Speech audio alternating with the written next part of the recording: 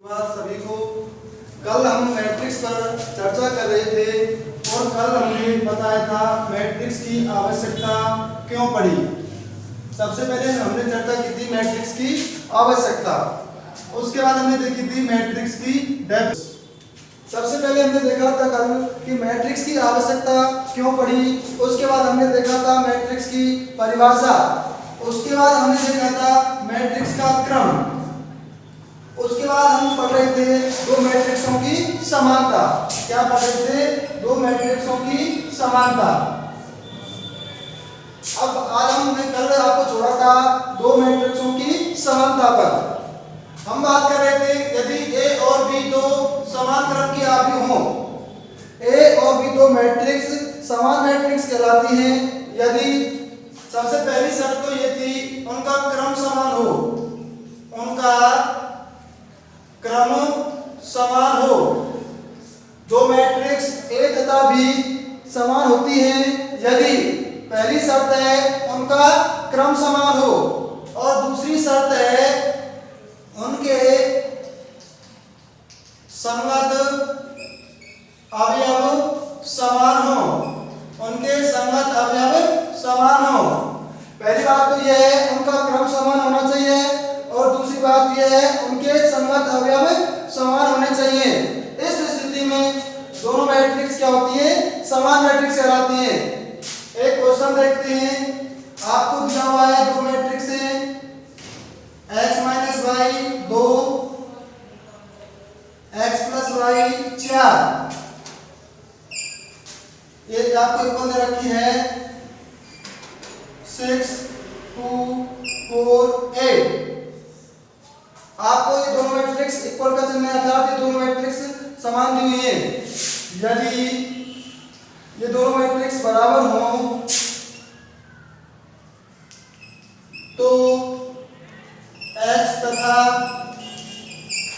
y का मान ज्ञात करो। आपको दिया हुआ है कि x जो मैट्रिक्स है इसके इक्वल है, अर्थात इनके जो संगत अवयव है, संगत अवयव का मतलब ये है इसका जो पहला अवयव इसके पहले अवयव के बराबर होगा, तो इसका दूसरा अवयव है अर्थात a11 इसके बराबर होगा, a12 इसके बराबर होगा। अब देखिए, आप देख रहे हैं x माइनस वाई के जो संगत अवयव है वो क्या है? 6, अर्थात x माइनस वाई किसके बराबर होना चाहिए? 6 के बराबर। और x प्लस वाई किसके बराबर होना चाहिए? इसका संगत अवयव क्या है? r। x माइनस वाई का जो संगत अवयव है वो क्या है? 6। इसके संगत अवयव ये है, इसके संगत अवयव ये है, तथा x प्लस वाई के जो संगत अवयव है वो क्या है? r। अब आप आसानी से, आपको x और y में दो समीकरण हैं और आप x और y की वैल्यू आसानी से निकाल सकते हो। तो आपको इस प्रकार का एक क्वेश्चन आने की संभावना रहती है एग्जाम के अंदर। आपको क्या है, x y या a b में कोई अज्ञात राशि देके रखेगा, दो मैट्रिक्स समान दी हुई होंगी, तो आपको उस अज्ञात राशि का मान निकालना होगा। उसके लिए आप क्या करेंगे, जो आपके संगत अवयव है उनको बराबर रखेंगे ताकि आपको इक्वेशन मिलेगी, उन इक्वेशनों को आप सॉल्व करेंगे, आप अज्ञात राशि का मान निकाल सकते हो। सपोज आपके सामने दूसरा क्वेश्चन ये होता, आपको दिया हुआ है क्वेश्चन दिया हुआ है यदि a minus 2b 6 4 a plus 2b equal to 0 6 4 4। आपको दिया हुआ है a minus 2b 6 4 a plus 2b, ये मैट्रिक्स है, इसके इक्वल दी हुई है, तो आपको a और b निकालना है।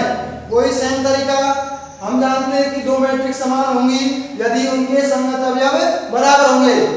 तो देखिए a माइनस 2b का संगत अवयव क्या है? 0, तो a माइनस 2b का जो मान है किसके इक्वल होगा? 0 के। यदि आपको दो मैट्रिक्स समान दी हुई है, इसका मतलब यह होता है उनके संगत अवयव समान होते हैं। a माइनस 2b किसके बराबर हो के, और a प्लस 2 भी किसके इक्वल हो जाएगा 4 के। तो आप आसानी से, आपके पास दो इक्वेशन है और आप a और b का मान निकाल सकते हैं। क्लियर है सबके?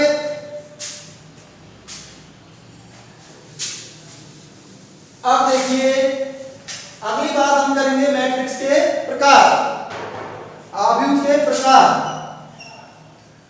आव्यूह के प्रकार।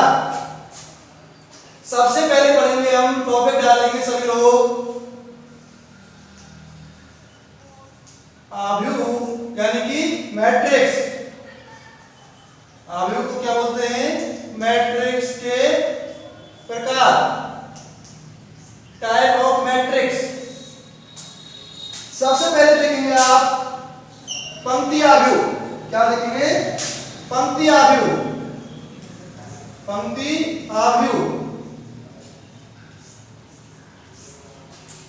पंक्ति आव्यूह क्या होती है? एक ऐसी आव्यूह, एक ऐसी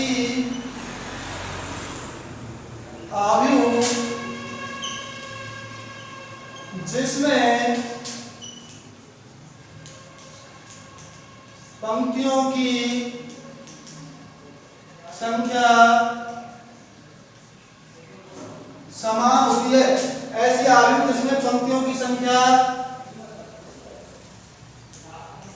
एक होती है। एक ऐसी आव्यूह जिसमें पंक्तियों की संख्या कितनी हो? एक। अर्थात ऐसी आव्यूह जिसमें सिर्फ केवल एक ही पंक्ति हो, वो क्या कहलाती है? पंक्ति आव्यूह। अब देखिए, यदि आपने पहले देखा था, यदि आप किसी आव्यूह में m पंक्ति है तथा n स्तंभ है, यदि किसी आव्यूह में m पंक्ति तथा n स्तंभ है, तब उसकी जो कोटि है वो क्या होती है? m/n। यदि किसी आव्यूह में m पंक्ति तथा n स्तंभ है, तो उस आव्यूह की जो कोटि है, ऑर्डर है, वो क्या होता है? m/n।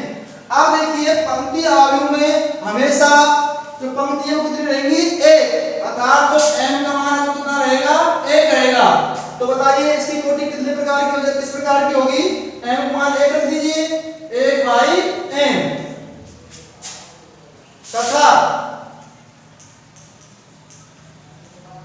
पंक्ति आव्यूह, पंक्ति आव्यूह का जो क्रम है वो किस प्रकार का होगा? 1/n प्रकार का होता है। 1/n प्रकार का होता है। एक ऐसी आव्यूह जिसमें केवल एक ही पंक्ति होती है, वो क्या कहलाती है? पंक्ति आव्यूह। इसका जो ऑर्डर होगा, इसका जो क्रम होगा, भाई इसमें m का मान हमेशा एक रहेगा, तो इसका क्रम किस प्रकार का होगा? 1/n प्रकार का। जो पंक्ति आव्यूह है उसका क्रम 1/n प्रकार का होता है। एग्जांपल देखिए इसका, 2 4 6, 2 4 8, ये सब क्या है? पंक्ति आव्यूह। इसमें भी एक ही पंक्ति है, इसमें भी एक ही पंक्ति है, इसमें भी एक ही पंक्ति है। अर्थात ऐसी आव्यूह जिसमें सिर्फ पंक्ति एक ही होती है, अर्थात m का मान एक ही होता है। यदि m का मान एक हो तो इस प्रकार की आव्यूह क्या कहलाती है? पंक्ति आव्यूह। उसके बाद पढ़ेंगे स्तंभ आव्यूह। क्या पढ़ेंगे? स्तंभ आव्यूह। इसको आप बोल सकते हो रो मैट्रिक्स, इसको बोल सकते हो कॉलम मैट्रिक्स। थोड़ा सा ही अंतर है। पंक्ति आव्यूह में पंक्तियों की संख्या एक होती है और स्तंभ आव्यूह में स्तंभों की संख्या एक हो।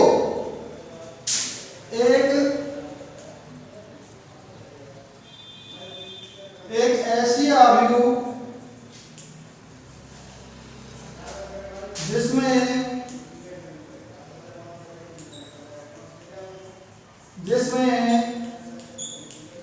केवल एक ही स्तंभ हो। एक ऐसी आव्यूह जिसमें केवल एक ही स्तंभ हो।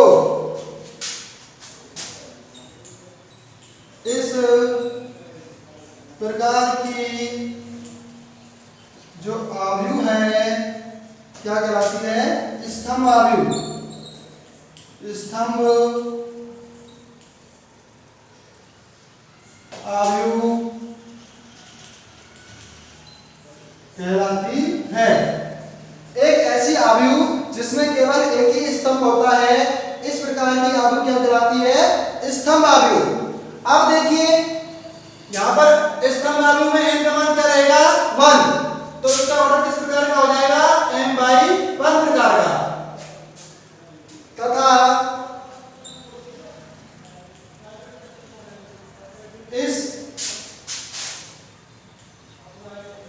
इस आव्यूह का जो क्रम है, क्योंकि इसमें एक ही स्तंभ होता है अर्थात n का मान कितना होता है?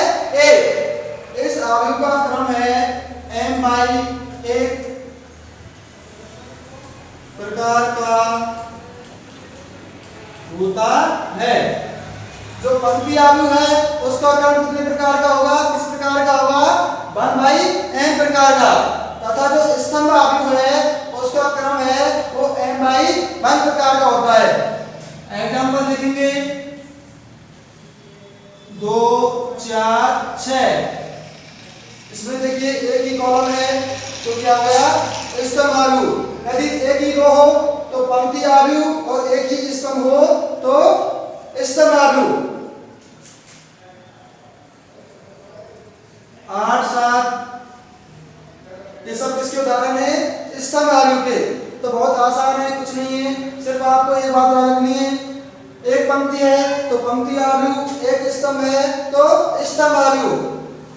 आपको इस बात का ध्यान रखना है कि पंक्ति आव्यूह का जो क्रम है 1/n प्रकार का होता है तथा जो स्तंभ आव्यूह है उसका जो क्रम है वो m/1 प्रकार का होता है।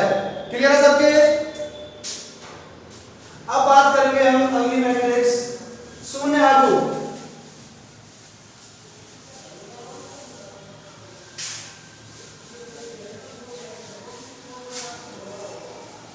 शून्य आव्यूह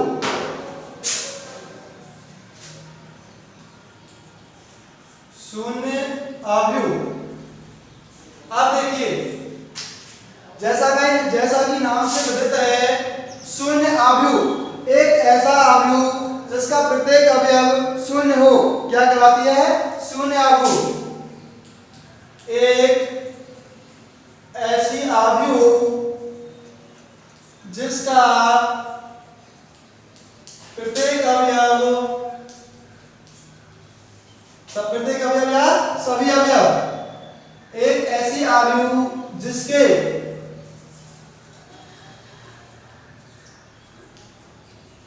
सभी अवयव शून्य हो, सभी अवयव शून्य हो,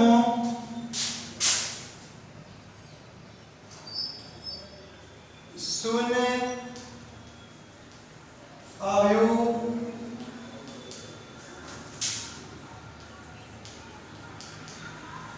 शून्य आव्यूह कहलाती है। एक ऐसी आव्यूह जिसमें सभी अवयव क्या हो? शून्य। जिसके सभी अवयव क्या हो? शून्य। एक ऐसी आव्यूह जिसके सभी अवयव शून्य हो तो क्या कहलाती है? शून्य आव्यूह कहलाती है। हो तो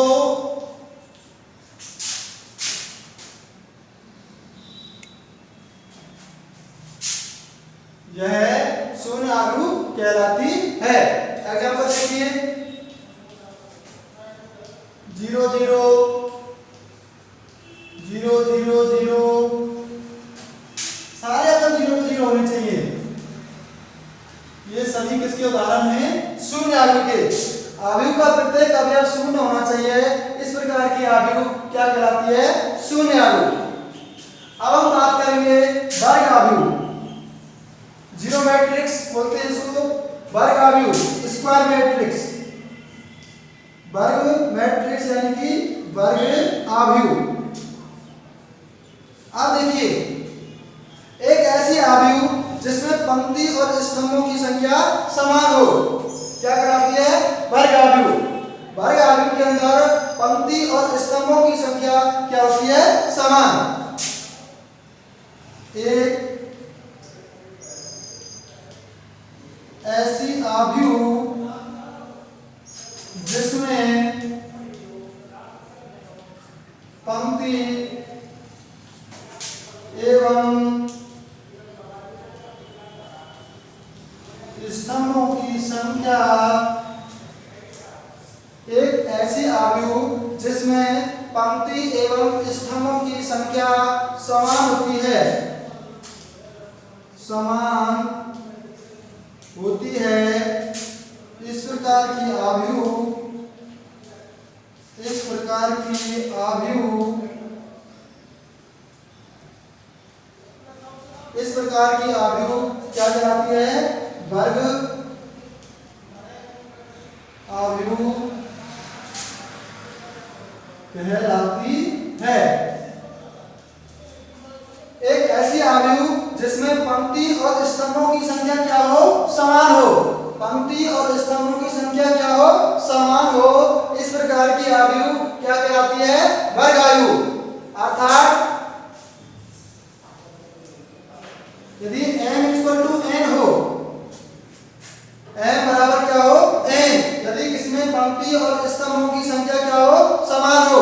m क्या है? पंक्तियों की संख्या, और n क्या है? स्तंभों की संख्या।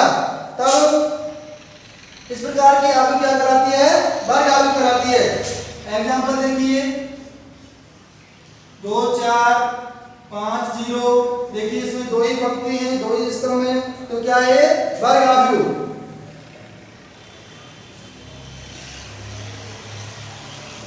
1 2 5 4 6 8 0 0 1। देखो इसमें तीन ही पंक्ति हैं, तीन ही स्तंभ हैं, तो ये भी किसी का उदाहरण है वर्ग आव्यूह का। तो एक ऐसी आव्यूह जिसमें एक ही पंक्ति हो क्या कहलाती है? पंक्ति आव्यूह। एक ही स्तंभ हो क्या कहलाता है? स्तंभ आव्यूह। यदि आव्यूह का प्रत्येक अवयव शून्य हो क्या कहलाता है? शून्य आव्यूह। वर्ग आव्यूह यदि आव्यूह में पंक्ति और स्तंभों की संख्या समान हो, यदि आव्यूह में पंक्ति और स्तंभों की संख्या समान हो, तो इस प्रकार की आव्यूह क्या कहलाती है? वर्ग आव्यूह। अब देखिए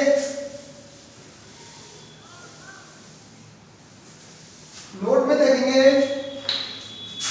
नोट डालेंगे। जिस प्रकार से आपने देखा था आयत में, आयत हो या फिर वर्ग हो, उसमें दो प्रकार के विकर्ण होते हैं। क्या होता है? उसमें दो विकर्ण होते हैं, चाहे आप आयत बनाएं, चाहे वर्ग बनाएं, या फिर आप आयत बनाएं। उसमें क्या होता है? दो विकर्ण होते हैं, एक और दो।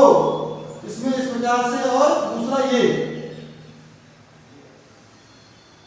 इस प्रकार से आयत और वर्ग में दो विकर्ण होते हैं, उसी प्रकार से आव्यूह में भी दो विकर्ण होते हैं, क्योंकि आव्यूह किस प्रकार की होती है?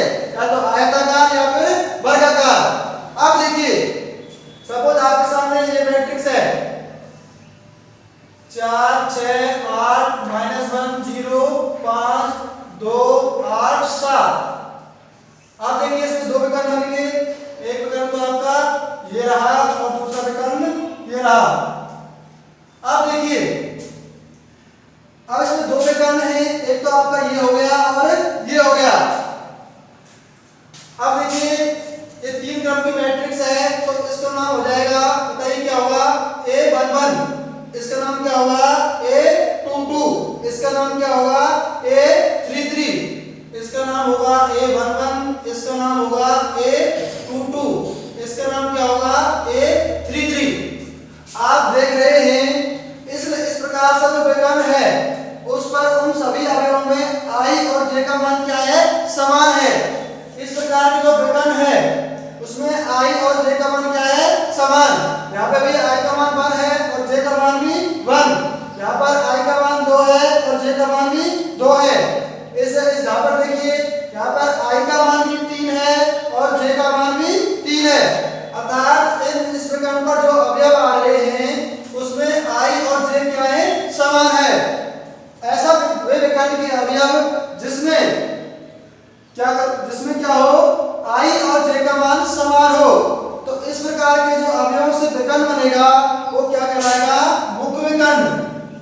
क्या कहलाएगा?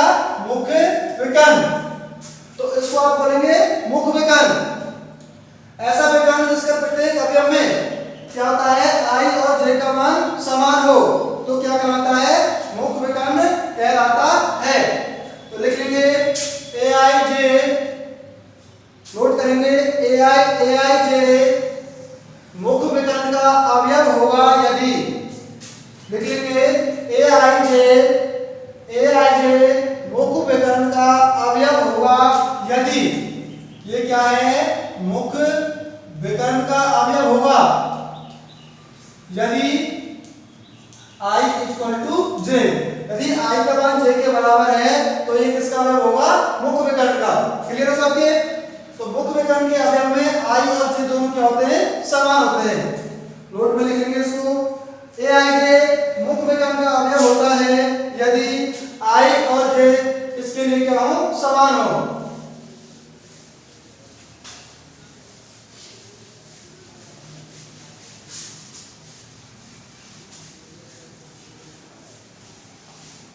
अब आप पढ़ेंगे विकर्ण आव्यूह।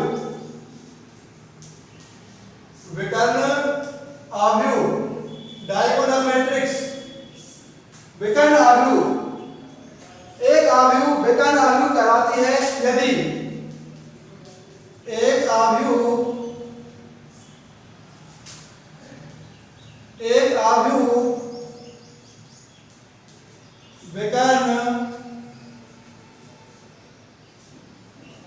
विकर्ण आव्यूह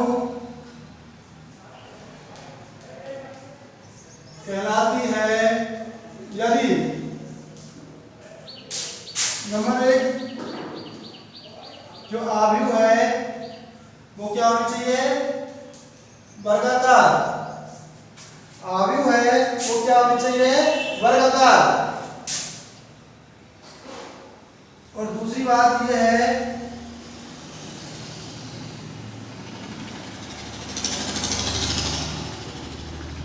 मुख्य विकर्ण के अलावा शेष सभी अवयव शून्य हों। दोबारा देखिए, एक आव्यूह विकर्ण आव्यूह कहलाती है यदि ये दो कंडीशन को फॉलो करे। नंबर 1, आव्यूह कैसी होनी चाहिए? वर्गाकार, अर्थात पंक्ति और स्तंभ कैसी हो? पंक्ति एवं स्तंभों की संख्या समान।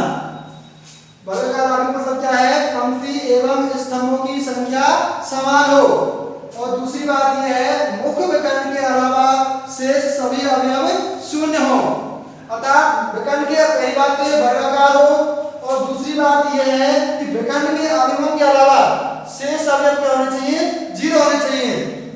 यहाँ पर नोट में लिखेंगे, इसका विशेष ध्यान रखना है इस नोट का। मुख्य विकर्ण के अवयव, मुख्य विकर्ण के अवयवों पर कोई भी प्रतिबंध नहीं है। ये मुख्य विकर्ण के अवयव हैं, इन पर कोई प्रतिबंध नहीं है। ये सारे 0 हो सकते हैं या सभी कोई भी 0 नहीं होगा, या कुछ 0 और कुछ 0 नहीं होंगे। अर्थात आपको मुख्य विकर्ण के अवयवों से कोई मतलब ही नहीं है, कोई लेना देना नहीं है। सिर्फ आपको 2 बात देखनी है, पहली तो वर्गाकार हो और विकर्ण के अलावा जो अवयव बच रहे हैं वो क्या हो? शून्य हो। आप एग्जांपल में देखिए, 1 2 0 0। आप देखिए ये आपका मुख्य विकर्ण है, उसके अलावा जितने भी अवयव हैं सभी क्या हैं? 0 हैं। तो एक ऐसी अवयव हो गई विकर्ण आव्यूह। वर्गाकार है, दिख रहा है आपको, 2 ही इसमें पंक्ति हैं, 2 ही स्तंभ में, तो कौन सी हो गई? वर्गाकार। तो पहली कंडीशन फॉलो हो रही है। दूसरा देखिए मुख्य विकर्ण के अलावा, ये आपका मुख्य विकर्ण हो गया, इसके अलावा शेष अवयव 0 है नहीं, ये भी 0 है, ये भी 0 है। अर्थात ये क्या हुआ, विकर्ण अवयव।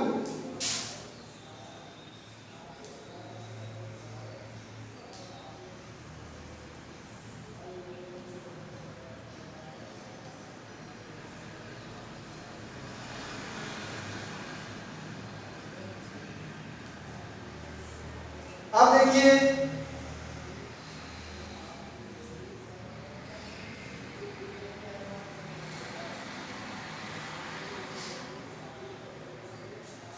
इसमें आपको ये देखना है विकर्ण अवयव है या नहीं।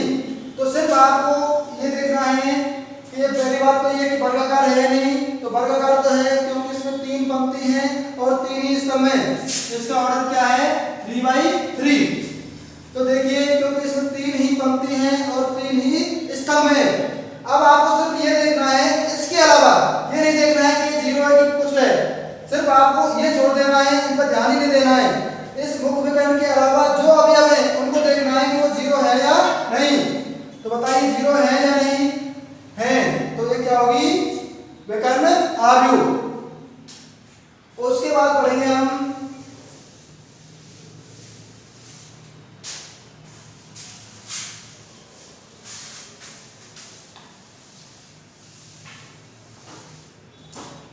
अदिश अवयव। क्या पढ़ेंगे, अदिश अवयव।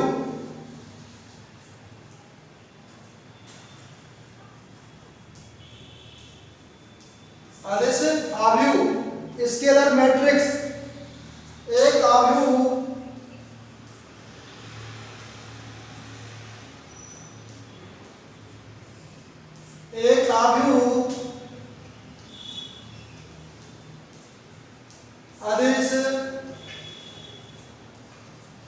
अदिश अवयव कहलाती है। एक अवयव अदिश अवयव कहलाती है यदि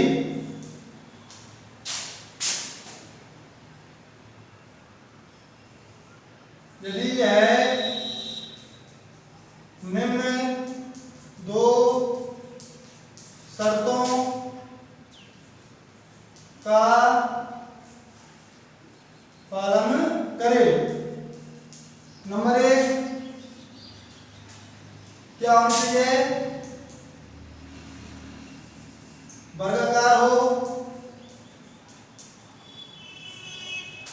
कैसी हो, वर्गाकार। अवयव कैसी होनी चाहिए, वर्गाकार, यानी कि स्क्वायर मैट्रिक्स हो। और दूसरी बात यह है मुख्य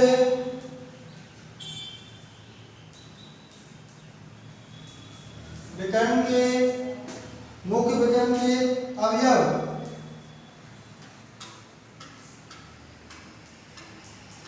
समान हो तथा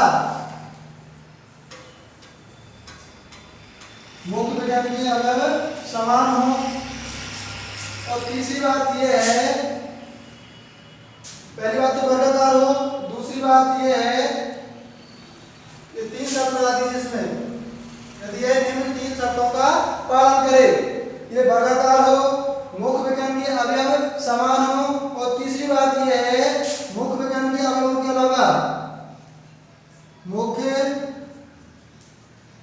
विकर्ण के अवयवों के अलावा शेष अवयव क्या हो, शून्य हो।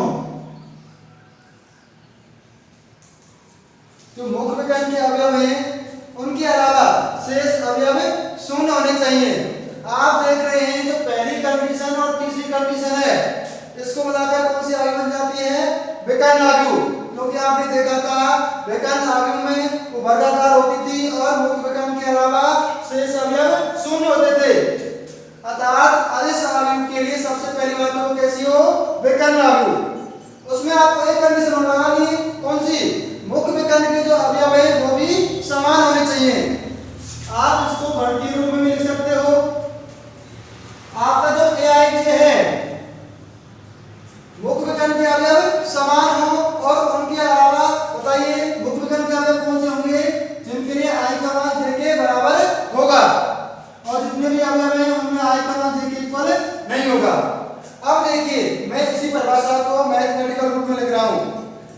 अब ये कह रहा है मुख्य विकर्ण के अवयव समान हो, अर्थात जब i का मान j है तब aij किसका अवयव बन जाएगा, मुख्य विकर्ण का अवयव। आपको बता चुका हूं जब i का मान j के बराबर हो तो aij क्या बन जाता है, मुख्य विकर्ण का अवयव। तो सभी aij का मान कोई एक निश्चित संख्या k होना चाहिए, यानी कि aij सभी जो मुख्य विकर्ण है उनका मान समान होना चाहिए। एक बात और है, जो k है वो 0 नहीं होगा, k is not equal to 0। जो मुख्य विकर्ण के अवयव है समान होने चाहिए और शून्य नहीं होना चाहिए, और शून्य नहीं होने चाहिए। जो मुख्य विकर्ण का अवयव है पहली बात तो समान हो, और ये नहीं 0 0 0 हो, 0 के अलावा हो, और उनके अलावा जितने भी अवयव हैं उन सभी का मान क्या होना चाहिए, 0 होना चाहिए। एग्जांपल देखिए, एग्जांपल 1 0 0 1, 2 0 0 0 2 0 0 0 2।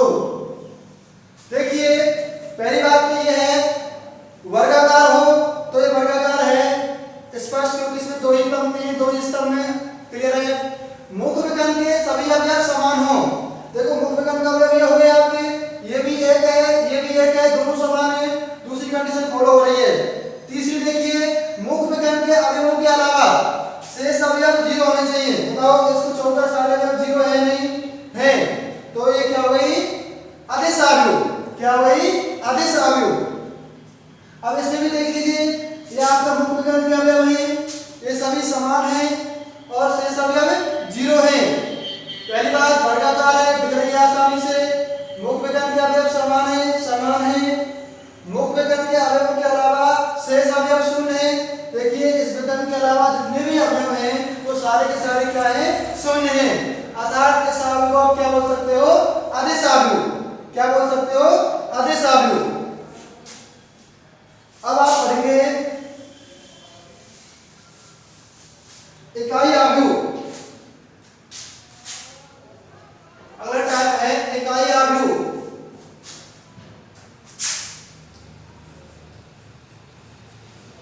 इकाई अवयव, इसको आप बोल सकते हो तत्समक अवयव।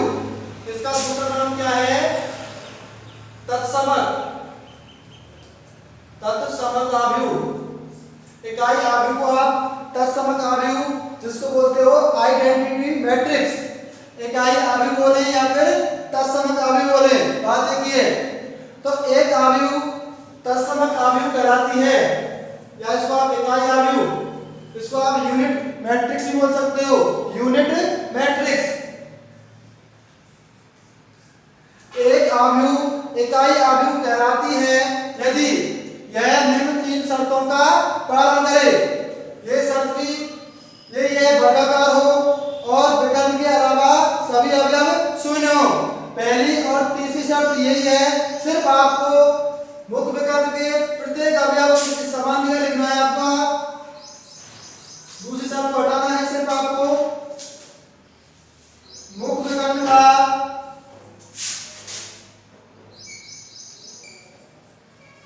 मुख्य विकर्ण के प्रत्येक अवयव का मान, मुख्य विकर्ण का प्रत्येक अवयव 1 होना चाहिए। इसको ऐसे लिख लीजिए, 1 होना चाहिए। सिर्फ आपको यहां चेंज करना है कि आपका जो भी अवयव समान तो होने चाहिए, लेकिन वो जो समान है उसका मान फिक्स कर दिया है, कितना कर दिया है, 1। आप इसको मैथमेटिकल रूप में लिख सकते हो, aij का जो मान है जब i is not equal to j और i बराबर j, जब i बराबर j है, अब ये कह रहा है i बराबर j का मतलब क्या हो गया, ये सारे के सारे अवयव कौन से होंगे,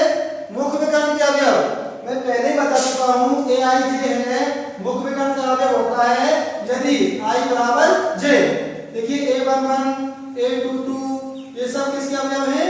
मुख्य विकर्ण के अवयव। तो जब I बराबर J है अर्थात A11 A22 A33 ये सब क्या हो जाएंगे?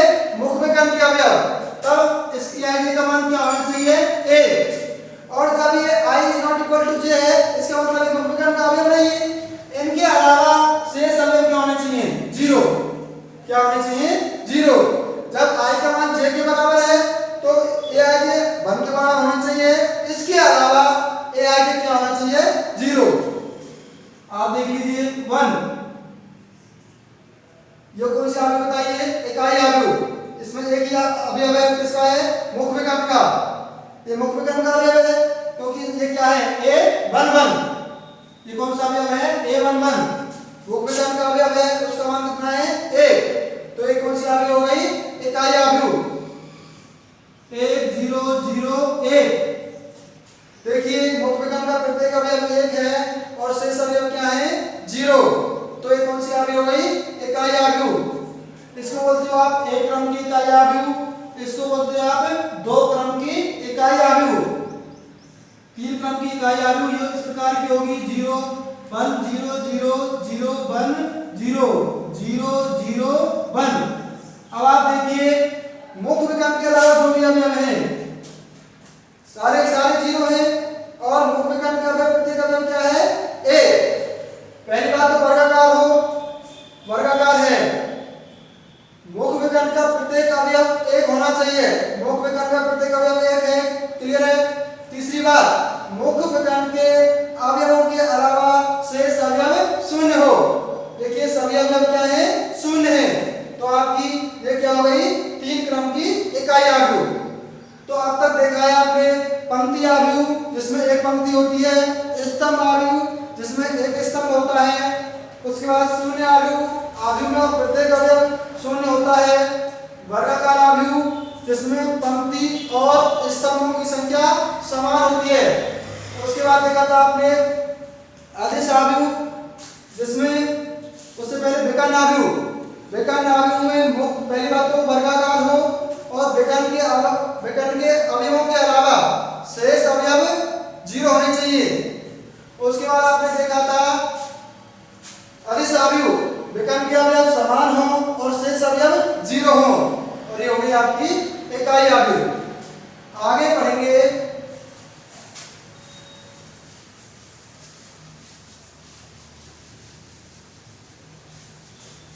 अवयव का परिवर्त।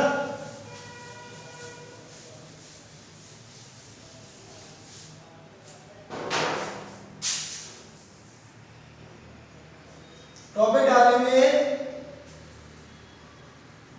नई हेडिंग अवयव का परिवर्त।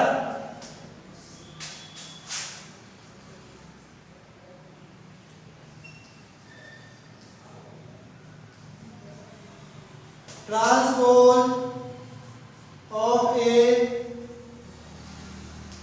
मैट्रिक्स। अवयव का परिवर्त ट्रांसपोज ऑफ ए मैट्रिक्स।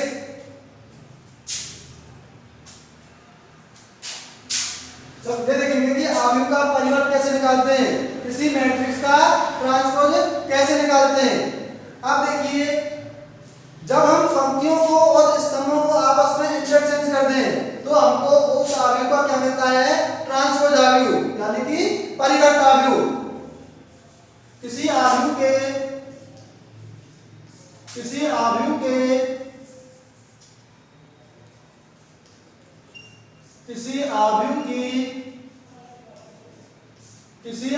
की पंक्ति एवं स्तंभों को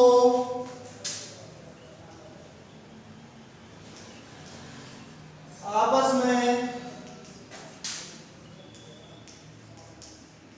बदलने पर प्राप्त अवयव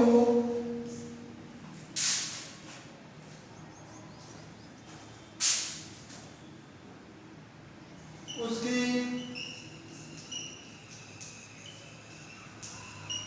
परिवर्त आव्यूह कहलाती है। यदि किसी आव्यूह के पंक्तियों और स्तंभों को आपस में बदल दिया जाए तो जो आपको आव्यूह मिलेगी वो इस आव्यूह की क्या होगी?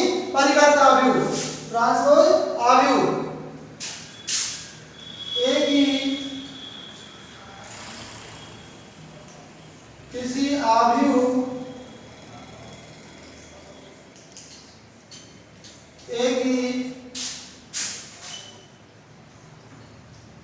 परिवर्त आव्यूह को किसी आव्यूह ए की परिवर्त आव्यूह को ए ट्रांसपोज या ए डैश से व्यक्त करते हैं। किसी आव्यूह ए की परिवर्त आव्यूह को आव्यूह ए ट्रांसपोज या ए डैश से व्यक्त करते हैं। अब आप देखिए नोट में लिखेंगे, नोट डालेंगे। माना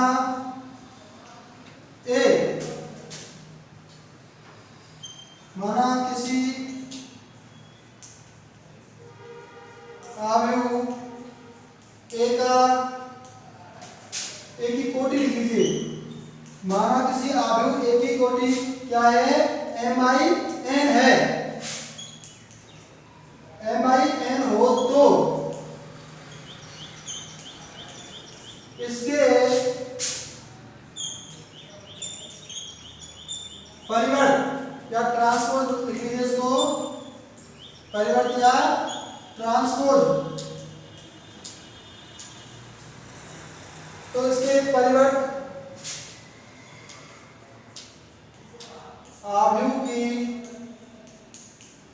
कोटि अर्थात ए ट्रांसपोज की कोटि। अब देखिए क्या करेंगे, पंक्तियां वो स्तंभ में चली जाएंगी, स्तंभ में वो पंक्ति में हो जाएगी, अर्थात m की जगह n हो जाएगा, n की जगह m हो जाएगा। ए ट्रांसपोज की कोटि n/m होगी। क्लियर है सबके? यदि ए की कोटि m/n है तो उसके परिवर्त की यानी कि ट्रांसपोज की जो कोटि है वो क्या हो जाएगी? n/m, यानी कि उल्टी हो जाएगी। यदि ए की कोटि 2/3 है तो उसके जो ट्रांसपोज की कोटि है वो कितनी हो जाएगी? 3/2। क्लियर है सबके? पंक्ति है, जो पंक्ति है वो स्तंभ में बदल जाएगी और स्तंभ में वो पंक्ति में बदल जाएंगे। पंक्ति स्तंभ में बदल जाएंगी और स्तंभ पंक्ति में चेंज हो जाएंगे।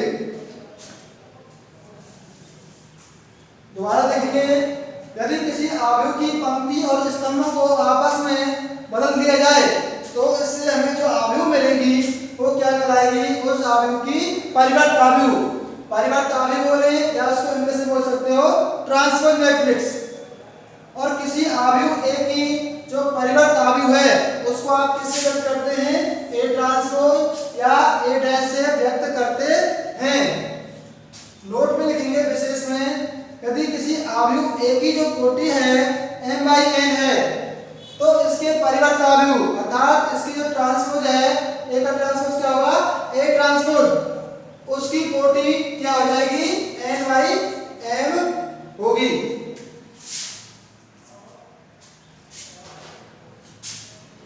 एग्जाम्पल देखिए,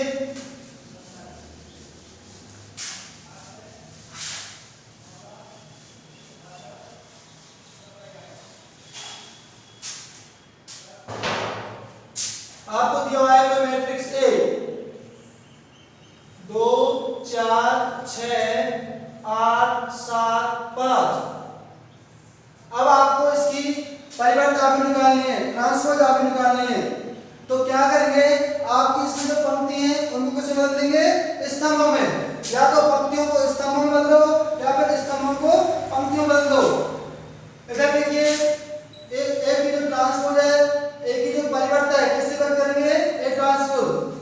क्वेश्चन लिखेंगे, यदि ए बराबर 2 4 6 8 7 5 हो तो ए ट्रांसपोज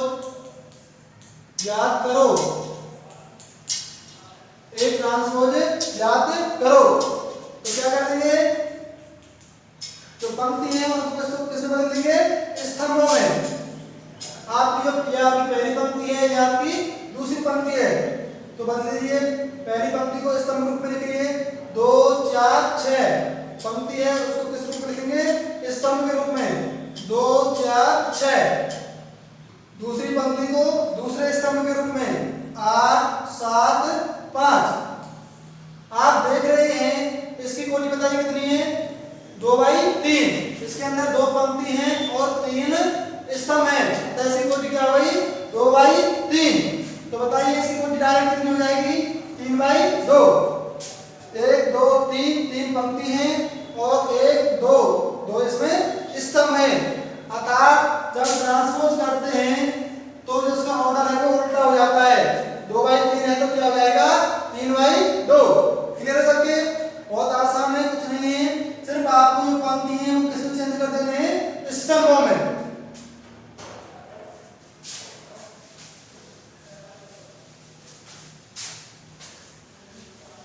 अब टॉपिक डालेंगे किसी आव्यूह के परिवर्त के गुणधर्म।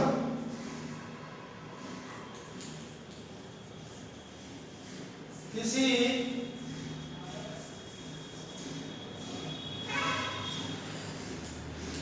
आव्यूह के परिवर्त के गुणधर्म। सबसे पहला है A प्लस B का ट्रांसपोज बराबर होता है A transpose plus B transpose. दूसरा होता है A माइनस B का ट्रांसपोज बराबर A transpose minus B transpose. तीसरा होता है AB का जो ट्रांसपोज है वो बराबर होगा B transpose into A transpose. और चौथा होता है A ट्रांसपोज का जो ट्रांसपोज है वो भी पुनः किया जाएगा A। अब देखिए A प्लस B का जो ट्रांसपोज है, आप दोनों को जोड़कर ट्रांसपोज निकालें या फिर उनका अलग अलग ट्रांसपोज निकाल के जोड़ें तो दोनों का मान क्या रहेगा, सेम रहेगा। ये प्रूफ मैं आपको जब इनकी प्लस और व्यवकलन और गुणा बताऊंगा दो अवयवों के, तब उसके आपको प्रूफ कराऊंगा चारों पांचों। तो आपको सिर्फ अभी के गुणधर्म याद रखने हैं। डायरेक्ट आप दो अवयवों को जोड़ें, उनका ट्रांसपोज निकालें या फिर उनके अलग अलग ट्रांसपोज निकालकर उनके जोड़ें, बात एक ही है। दो अवयवों को घटाकर इसमें से इसको घटाकर इसका ट्रांसपोज निकालें या फिर A ट्रांसपोज निकालें B ट्रांसपोज निकालें और A ट्रांसपोज में से B ट्रांसपोज को घटाएं, तब भी दोनों मान क्या होते हैं, समान। दो मैट्रिक्सों के गुणा का जो ट्रांसपोज है वो क्या होता है, पीछे से निकालते हैं B ट्रांसपोज गुणा में A ट्रांसपोज, उल्टा होता है, पहले B आएगा फिर A आएगा। किसी मैट्रिक्स के किसी अवयव के ट्रांसपोज का जो ट्रांसपोज है, किसी अवयव के ट्रांसपोज का जो ट्रांसपोज है, देखिए जैसे अभी आपने देखा था 2 4 6, ये तो मैट्रिक्स है आपकी 2 4 6 8 7 5। अब देखिए इसका ट्रांसपोज निकालिए, क्या हो जाएगा बताइए, 2 4 6 8 7 5। अब फिर इसका दोबारा से ट्रांसपोज निकालिए तो क्या हो जाएगा, पहली पंक्ति पहला स्तंभ, ये पंक्ति है तो स्तंभ बन जाएगी 4 7 6 5। तो देखिए किसके बराबर हो गई, ये बराबर हो गया A के। अर्थात किसी मैट्रिक्स के ट्रांसपोज का जो ट्रांसपोज है करेंगे तो पुनः हमको कोई अवयव आ जाएगी, कोई मैट्रिक्स मिल जाएगी। तो दोबारा से देखेंगे, चार गुणधर्म आपको याद रखने हैं। A प्लस B का जो ट्रांसपोज है वो A transpose plus B transpose के इक्वल होता है। A माइनस B का जो ट्रांसपोज है वो A transpose minus B transpose के बराबर होता है और AB का जो ट्रांसपोज है वो B transpose into A transpose होता है। A ट्रांसपोज अर्थात किसी अवयव के ट्रांसपोज का जो ट्रांसपोज है दोबारा से वो स्वयं अवयव होती है। क्लियर है सबके? तो नोट करेंगे इनको।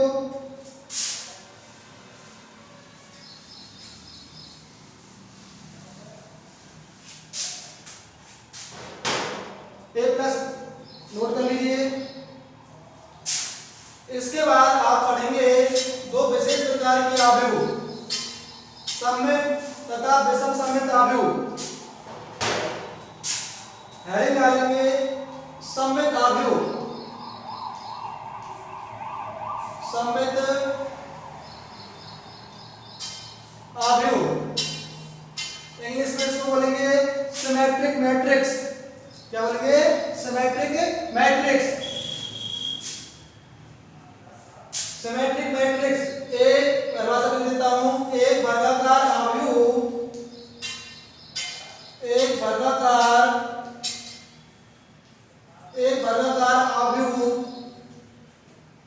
इसको मैं नाम दे रहा हूं ए। एक वर्गाकार आव्यूह ए सममित आव्यूह कहलाती है, सममित आव्यूह, एक वर्गाकार आव्यूह सममित आव्यूह कहलाती है,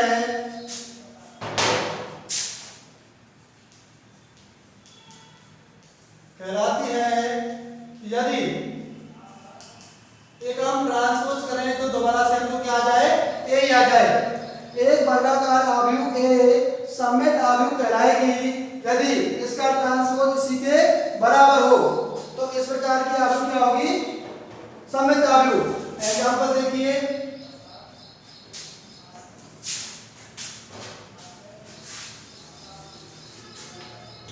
सपोज आपको मैट्रिक्स दे रखी है ए 4 6 -3 -3। अब आप इसका ट्रांसपोज निकालिए। ट्रांसपोज क्या हो जाएगा? पहली पंक्ति में पहला स्तंभ बन जाएगा 4 -3। इधर देखिए -3, दूसरी पंक्ति में दूसरा स्तंभ बन जाएगा 6। तो ये ट्रांसपोज दोबारा से हमको यही मिल गया। देखो 4 4 -3 -3 -3 6 6, अर्थात ए बराबर ए ट्रांसपोज। तो ये क्या हो गई? सममित आव्यूह हो गई। क्या हो गई? सममित आव्यूह। दूसरा एग्जांपल देख लीजिए, आपको मैट्रिक्स दे रखी है बी 1 4 6 4 2 5 6 5 8। अब आपको ये देखना है कि ये सममित आव्यूह है या नहीं। तो आप क्या निकालेंगे? सबसे पहले बी ट्रांसपोज निकालेंगे। यदि बी ट्रांसपोज का मान बी के ही बराबर है तब तो ये सममित होगी, अन्यथा सममित नहीं होगी। अब देखिए बी ट्रांसपोज निकालिए, क्या हो जाएगा? जो पहली पंक्ति है R1 वो किसमें चेंज होगा? C1 में। तो 1 4 6, R2 किसमें चेंज हो जाएगा? C2 में। 4 2 5, पहली पंक्ति पहला स्तंभ, इसको चेंज करिए 6 5 और 8। देखिए ट्रांसपोज निकालने पर दोबारा ये मिल रही कि नहीं मिल रही है? 1 4 6 1 4 6 4 2 5 4 2 5 6 5 8 6 5 8। तो जब बी ट्रांसपोज बी के बराबर है इसका मतलब क्या हुआ? ये भी कौन सी आव्यूह है? सममित आव्यूह। अब आप देख रहे हैं, इसमें एक चीज नोट करिए, जो आपका जो मुख्य कर्ण है, आपका जो मुख्य कर्ण है उससे समान दूरी पर जो स्थित अवयव है, क्योंकि ये अवयव इसके समान है। इसमें देखिए आपका मुख्य कर्ण है, ये अवयव इसके समान है, ये अवयव इसके समान है, ये अवयव इसके समान है। देखो इसका नाम बताइए क्या होगा? वैसे तो A1 2, इसका नाम क्या होता है? A21, क्योंकि भाई दूसरी पंक्ति में है और पहले स्तंभ में है। तो आप देख रहे हैं A12 किसके बराबर है? A21 के। और A13 किसके बराबर है? देखिए बताइए, A31 के। और A23 किसके बराबर है? A32 के। अर्थात A12 21 के बराबर है, A12 A21 के बराबर है, A13 A31 के बराबर है, A23 ये इसके बराबर है। इसका नाम क्या है? A32। A23 है वो किसके बराबर है? A32 के। तो आप देख रहे हैं सममित होने के लिए क्या जरूरी है? Aij किसके बराबर होना चाहिए? Aj के। तो इस बात को नोट में लिख लेंगे, नोट में लिखेंगे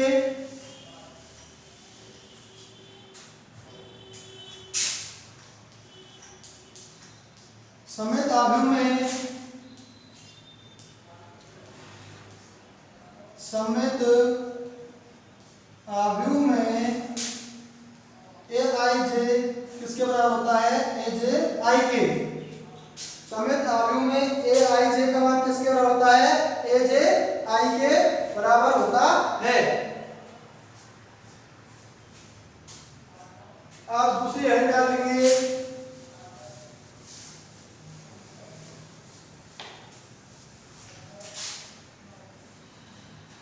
विषम सममित आव्यूह। इसी में डालेंगे विषम सममित आव्यूह। क्या डालेंगे? विषम सममित आव्यूह। विषम सममित आव्यूह एक वर्गाकार आव्यूह A, एक वर्गाकार आव्यूह A विषम सममित आव्यूह कहलाती है यदि एक वर्गाकार आव्यूह A विषम सममित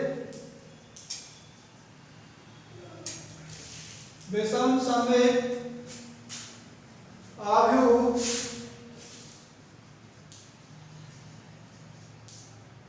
कहलाती है यदि तो A का ट्रांसपोज वो क्या जाए? -a के बराबर हो।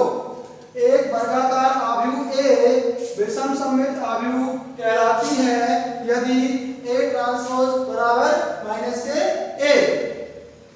यदि A का ट्रांसपोज करने पर वो -a के बराबर आए तो इस प्रकार की जो वर्गाकार आव्यूह है वो विषम सममित आव्यूह होनी चाहिए। तो सबसे पहले आप यहाँ पर एक बात देखिए, आप सममित में भी देखा था आपने और विषम सममित में भी देख रहे हैं कि मैट्रिक्स का वर्गाकार होना जरूरी है। अगर ये मैट्रिक्स वर्गाकार नहीं है तब क्या सममित और विषम सममित हो सकते हैं क्या? भाई जो आपने सममित की परिभाषा में देखा था मैट्रिक्स कैसे होनी चाहिए? वर्गाकार। और विषम सममित में देख रहे हैं मैट्रिक्स कैसे होनी चाहिए? वर्गाकार। तो अगर वर्गाकार नहीं होगी तो क्या परेशानी आएगी? ये सममित विषम सममित के लिए क्या दिक्कत आएगी? तो आप देखिए ये वर्गाकार नहीं है अर्थात कैसी है? आयताकार। वर्गाकार नहीं है तो कैसी होगी? आयताकार। तो मैट्रिक्स या तो आयताकार होती है या फिर वर्गाकार होती है। तो आयताकार है तो उसका क्रम सपोज मान लिया 2/3। तो हम करेंगे, अब जब हम ट्रांसपोज निकालेंगे, क्या निकालेंगे? ट्रांसपोज। तो इसका जो 2/3 क्रम था वो क्या हो जाएगा? 3/2 हो जाएगा। भाई जो जब हम कोई आव्यूह A है जिसका क्रम क्या है? 2/3, तब इसका जब ट्रांसपोज निकालेंगे तो ये उल्टा हो जाएगा। कितना हो जाएगा? 3/2। तब बताइए कभी A ट्रांसपोज के बराबर हो सकता है क्या? नहीं, क्योंकि बराबर होने की सबसे पहली कंडीशन यही है उनका क्रम समान होगा। तो जब हम यदि वो वर्गाकार नहीं होगी तो कभी A और A ट्रांसपोज का क्रम ही समान नहीं होगा अर्थात वो बराबर होंगी नहीं। क्लियर है? क्योंकि इसका क्रम तो कुछ होगा और इसका क्रम अलग हो जाएगा। तो सममित और विषम सममित के लिए जब तक वर्गाकार नहीं होगी तब तक कोई मैट्रिक्स ना तो सममित होगी ना विषम सममित होगी, क्योंकि बराबर के लिए पहली कंडीशन यही है उनकी कोटि समान होनी चाहिए। अब देखिए एक वर्गाकार आव्यूह A विषम सममित आव्यूह कहलाती है यदि A ट्रांसपोज बराबर -a। अब देखिए एग्जांपल देखते हैं। 0 4 -4 0। देखो ये आपकी मैट्रिक्स है A, तो यहां से A ट्रांसपोज निकालिए। क्या हो जाएगा बताइए? 0 4 -4 और 0। अब मैं इसमें से माइनस कॉमन ले रहा हूं, सब में से माइनस बाहर निकाल दिया तो ये तो 0 रहेगा। ये माइनस के कारण क्या हो जाएगा? प्लस। ये प्लस का है तो किसमें हो जाएगा? माइनस में। यहां से तो दिक्कत नहीं आएगी। अब देखिए ये किसका मान है? 0 4 -4 0। A का मान है तो इसको लिख सकते हो आप -a। तो A ट्रांसपोज किसके बराबर आ गया? -a के। A ट्रांसपोज किसके बराबर है? -a के। अर्थात जो मैट्रिक्स है वो कैसी है? Symmetric, sorry anti symmetric. कैसी है? एंटी सिमेट्रिक, विषम सममित आव्यूह। देखिए इसमें इसमें तो क्या था, ए आई जे है वो ए जे आई के बराबर था, लेकिन विषम सममित के लिए a12 का मान बताइए कितना है 4 और a21 का मान कितना है -4। सिर्फ इसमें आपका है बराबर तो होते हैं लेकिन चिन्ह अलग अलग होता है। तो विषम सममित के लिए क्या है, अगर हम इसे नोट में लिखेंगे, विषम सममित आव्यूह में विषम सममित आव्यूह में जो aij है वो किसके बराबर होगा, -aj के। विषम सममित आव्यूह में aij है वो क्या होगा, मान लो कि समान होंगे लेकिन चिन्ह क्या होगा, उल्टा होगा। aij और ये प्लस का है तो माइनस का होगा, माइनस का है तो ये प्लस का होगा। देखिए मान तो समान है लेकिन चिन्ह क्या है, उल्टे हैं। तो aij है वो क्या होगा, -aj के इक्वल होगा। तो विशेष ध्यान रखिए विषम सममित आव्यूह में जो aij का मान है वो -aj के बराबर होता है। अब एक थ्योरम लिखेंगे,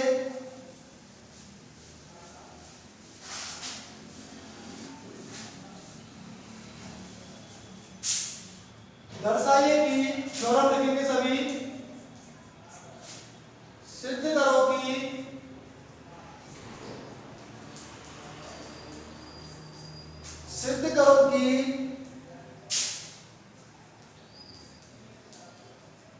विषम सममित, सिद्ध करो कि विषम सममित,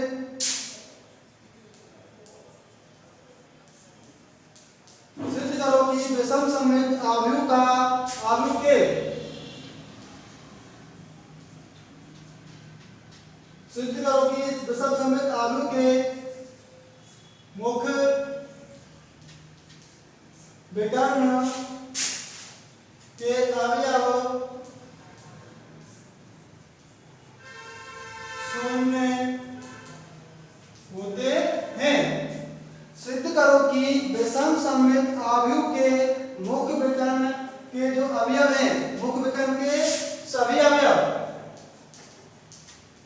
मुख्य विकर्ण के सभी अवयव क्या होते हैं, शून्य होते हैं। अभी आपने देखा था, प्रूफ में लिखेंगे, हम जानते हैं कि we know that, हम जानते हैं कि विषम सममित आव्यूह में, हम जानते हैं कि विषम सममित आव्यूह में, विषम सममित आव्यूह में aij किसके बराबर होता है, -aj के।